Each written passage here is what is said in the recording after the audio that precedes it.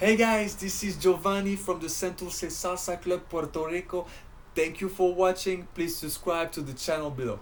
Today I want to touch base with something very important is the rhythm. Why is that the rhythm in salsa is so different? Why it seems like people are actually gliding through the rhythm yet be on the rhythm? There's actually a secret sauce to it. That's the salsa. Let me explain it to you very quick. In most Western music, except the vals, except a few other, but in most Western music, you're gonna have four times or beat, however you would like to call it.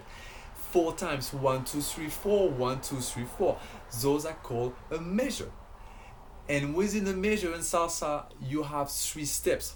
No, most dances have two steps, meaning if you're not really on the rhythm, two steps, four times, you will catch the rhythm. It doesn't really matter where you start, doesn't really matter when you finish, because you're gonna be on the rhythm. Have you heard the street expression, don't two-step me? Because that's too easy, guys, girls, don't two-step people. In salsa, you still have the four times of most Western music, but you have three steps. So what happened to the last time is the last steps was double. The last step is very slow, and that is the quick slow that every salsa dancer will do. The first two steps are very quick, and the last step is slow. You're actually slowing down to make up for the two times.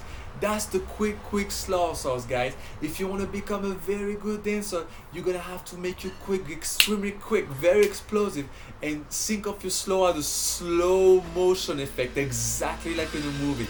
So secret to move your hips, very quick on the quick, very slow on the slow, and you on your way to become a great salsa dancer. Thank you for watching. This is Giovanni from the Santurce Salsa Club, and please subscribe to the channel below. See you soon.